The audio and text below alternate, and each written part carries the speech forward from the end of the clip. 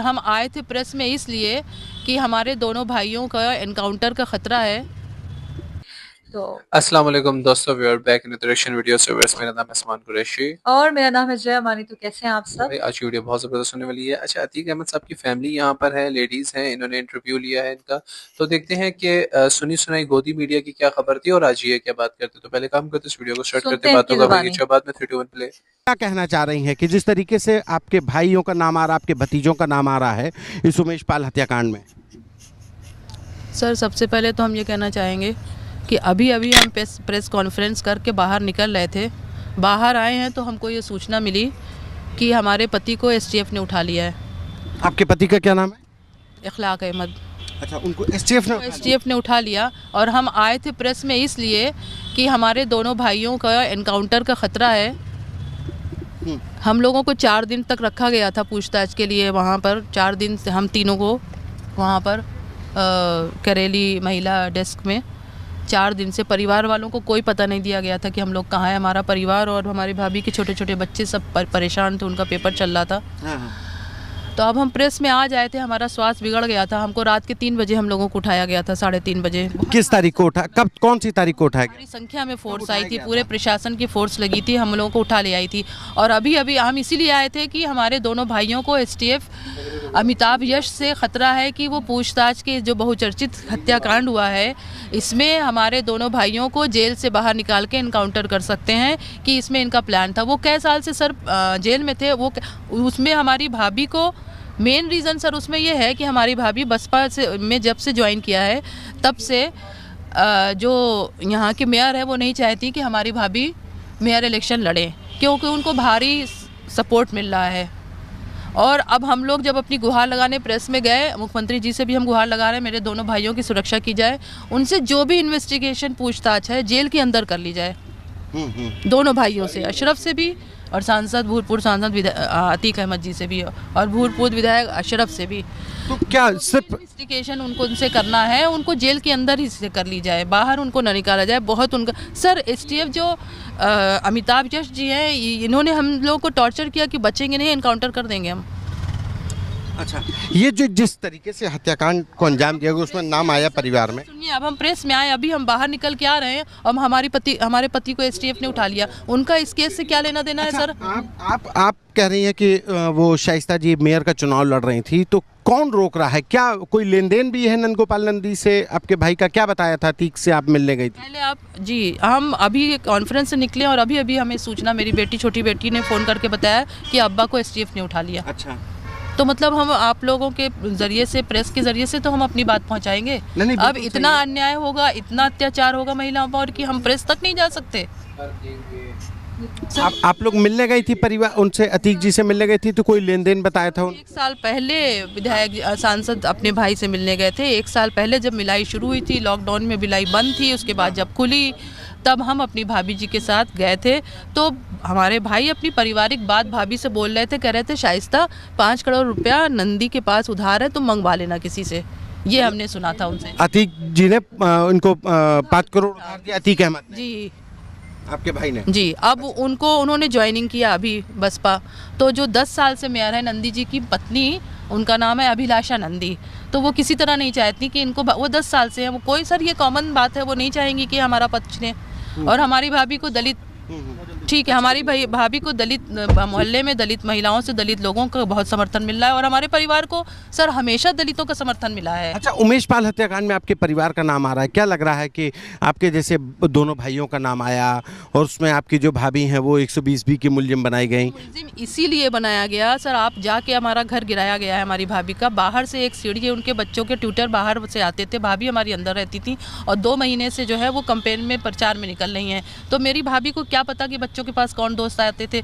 ये इन्होंने इसीलिए वो फंसाया कि इनकी साजिश थी। कोई महिला साजिश करती इतने बड़े हत्याकांड की, आप बताइए। तो क्या वो ऐजान और अबान है या असद है, उनसे कुछ लोग ये लोग मिलने आते थे क्या? सर हम लोग को क्या पता कौन आते थे, वो बच्चे वहाँ पढ़ते हैं स्कूल में, उनके दोस्त हैं, बहुत सारे फ्रेंड्स अच्छा, हैं। असद का नाम आ रहा है, फोटो देखिए आपने, असद है उसमें? नहीं, असद उसमें नहीं था, बिल्कुल असद वो अली वहाँ लखनऊ की डिग्री कॉलेज में। आप लोग सब मालूम कर लीजिए सर, हम इतना बता रहे हैं, हमारे पति को अभी एसटीएफ ने उठा लिया। 24 फरवरी को असद कहाँ था? लखनऊ में था। जिस डिग्री कॉलेज में पढ़ता है, जिस फ्लैट पे रहता है। अच्छा, जी तो जो सीसीटीवी है उसमें आ रहा है कि असद है, तो ये मतलब कौन सीसीटीवी में तो ये भी आ रहा था कि हमारी भाभी जो है वो गिरफ्तार कर ली गई। 4 दिन तक हम लोग परेशान रहे, जब गिरफ्तार कर ली गई। आपकी भाभी अभी सामने क्यों नहीं आ रही हैं? हमारा कोई कांटेक्ट नहीं हो पा रहा है। बस उस समय जब बच्चों को उठाया गया था तो मेरी भाभी बेइंतहा रो रही थी, कह रही थी बच्चों आयज़म को और अबान को ट्यूशन पढ़ रहा था, अभी अभी बहुत फोर्स आई थी, उठा ले गई। जी तो व्यूअर्स यार बड़ी इंटरेस्टिंग वीडियो थी जो है, ये थोड़ी पुरानी वीडियो थी। देखो वही बात है कि जो उन बहनों ने कहा था कि हमारे दोनों भाइयों को मार दिया जाएगा और उनको वाकई इनकाउंटर कर दिया। 2023 में 13 अप्रैल आई थिंक इनकी डेट बताई जा रही है कि इनकी 13 अप्रैल को 15 अप्रैल को 15 अप्रैल को बिल्कुल बिल्कुल ऐसा 15 ही है। अप्रैल को 2023 में सन 2023 में उत्तर प्रदेश के वहां पर जगह पर है, वहां पर इलाहाबाद में मीडिया से बात करते हुए गोलियां चलाई। मैंने आपको बताया था वीडियो के आपने मुझे दरमियान पहले बताया बताया था, और देखिए मैं वही बहनों की बात से सहमत हूँ कि ओह उन्होंने माय यही कहा था। गॉड, उन्होंने कहा कि भाई हमारे भाइयों को निकाल खतरा है, कर एनकाउंटर हो जाएगा। खतरा है, इनकाउंटर कर दिया जाएगा। इनको जो भी बात है वो डॉक्टर रूम के अंदर ही बात कर लें, इनको बाहर मत निकाला जाए। और डेफिनेटली वही हुआ जिस चीज का डर था। पुलिस कस्टडी में मेडिकल चेकअप करवा रहे थे और 3 शूटर का बता रहे थे कि 3 शूटर जो हैं उनके लिए तैयार किए गए हैं, जिनमें से 2 शूटर ने बोला है कि मेडिकल जो जगह पे है जहाँ पे चेकअप होता है वो जगह बहुत तंग है, छोटी है, यहाँ पे मत करना, यहाँ पे पकड़े जाएंगे। जब ये बाहर मीडिया से बात कर रहे होंगे ना तब इनके ऊपर फौरन अचानक से आई थिंक हमने रिसेंटली इस पे वीडियो भी बनाई थी, थोड़ी बहुत शॉर्ट्स में चल रहे थे, आप लोग जाए हमारे चैनल पे विजिट करें जिसने अगर नहीं देखा। तो मुझे बहुत ही अफ़सोसनाक ये बहुत ज़्यादा स्टोरी लग रही है। फिर उनकी भाभी के पीछे, उनकी बहन के पीछे, उनके फिर बहनोई के उसके बाद पीछे वो कह रहे हैं कि उनकी सिस्टर कह रही हैं अतीक अहमद की कि मेरे शौहर का किसी किस्म का कोई ताल्लुक ही नहीं है, उनको भी उठा के ले गए हैं।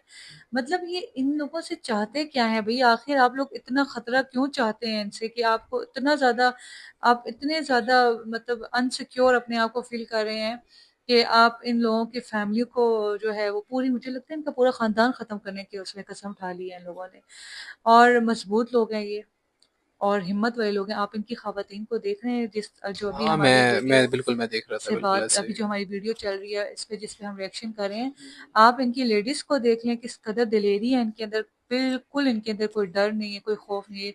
यकीन जाने इसकी जगह कोई और लेडीज़ होती उनको तो 4 घबरा दिन में जाते। हाँ, बिल्कुल ऐसा ही 4 है। दिन ऐसे रखा होता जो है कस्टडी में, तो वो तो उनके तो हाथ-पाँव काँप रहे पहले दिन होते। ही घबरा जाती भाई, हाथ-पाँव पहले काँप दिन रहे ही होते हैं, बिल्कुल लेकिन ऐसा ही उनकी है। बात करने का तरीका उनका क्योंकि देखिए ईमान के साथ है। अब ईमान क्या है, या जिस जिस इंसान के पास ईमान है तो उसको पता है कि वो कितना एक दिलेर है।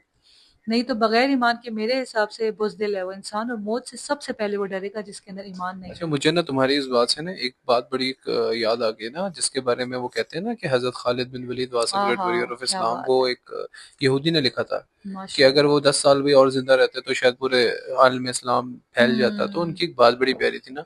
तो जब वो जंग लड़ने गए ना तो 60 लोग थे और सामने देखा तो 60,000 का लश्कर था। ठीक है, जंगे ओह! हुनैन की बात करूं, काफी सारे लोगों को पता होगा। जानते तो होंगे। सामने जो लोग थे ना वो हंसना शुरू हो गए। उन्होंने कहा जाओ, मैं इतना गया गुजरा नहीं हूँ कि मैं कुरैश कबीले की माओ के ताने सुनूं कि बच्चों के ऊपर इन्होंने हमला कर दिया। उन्होंने कहा पहले जाओ, जाके सही तैयारी से कर कर आओ।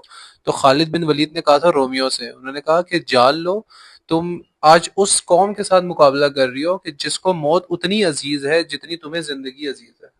क्या बात है। और अल्लाह ताला ने ऐसा निजाम बदला कि दुनिया ने देखा कि वो जो 60 लोग थे वो 60,000 के ऊपर गालिब आ गए थे। ओए होए होए! मतलब कोई इनको बीट नहीं कर सका। लेकिन उसमें ये था एक ईमान का यकीन। ठीक है। ईमान का यकीन। दूसरा वो कहते थे खालिद बिन वलीद कि मैं इनमें ऐसे लोगों को जानता हुँ। हूँ कि जो हाथ उठाते हैं तो अल्लाह ताला खाली नहीं भेजता है। ओह! ठीक सुभान है, अल्लाह! मतलब ऐसे लोग उस उस 60 मजमे लोगों में के थे, अंदर उस थे। ग्रुप में थे। बिल्कुल ऐसा ही है। सो व्यूअर्स मैं ये कहना चाहता हूँ कि बस जो बुरा होता है वो वक्ती बुरा होता है और अच्छा इंसान हमेशा अच्छा होता है। जितनी बड़ी बुराई होती है ना, छोटी सी अच्छाई के आगे खत्म हो जाती है। सो व्यूअर्स मिलते हैं इंशाल्लाह नेक्स्ट वीडियो में। अपना बहुत ख्याल रखिएगा। हम दोनों को दीजिए इजाज़त। हाफिज़।